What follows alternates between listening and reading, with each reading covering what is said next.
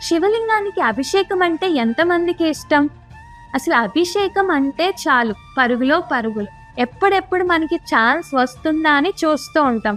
మరి అలాంటి అభిషేకాన్ని మనం కరెక్ట్‌గా చేస్తున్నామా లేదా అని చూసుకోవాలి కదండీ!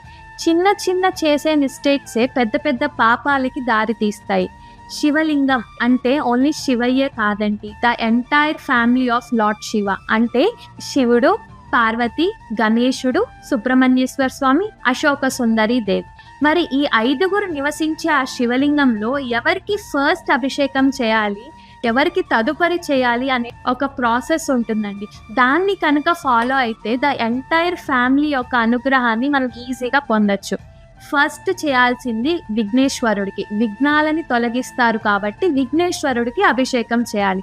ఆయన లింగానికి కుడి భాగంలో ఉంటారు. సో ఫస్ట్ మనం విఘ్నేశ్వరుడికి అభిషేకం చేయాలి.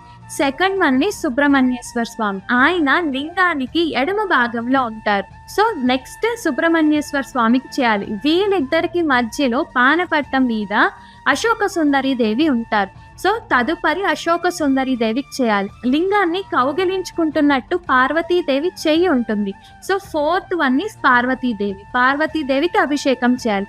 తర్వాత శివలింగాన్ని మొత్తం పై భాగంలో శివయ్య ఉంటారు. సో ఫిఫ్త్ వన్ని శివయ్యకి పైనుంచి అభిషేకం చేయాలి. ఈ ప్రాసెస్ని కనుక మీరు ఫాలో అయితే ఆ ఎంటైర్ కుటుంబం యొక్క అనుగ్రహం మనం ఈజీగా పొందొచ్చండి. సో ఈసారి మీరు ఎప్పుడైనా అభిషేకానికి వెళ్ళేటప్పుడు ఈ ప్రాసెస్ని ఫాలో అయ్యి మన సమస్త శివ కుటుంబం యొక్క అనుగ్రహాన్ని పొందుదాం.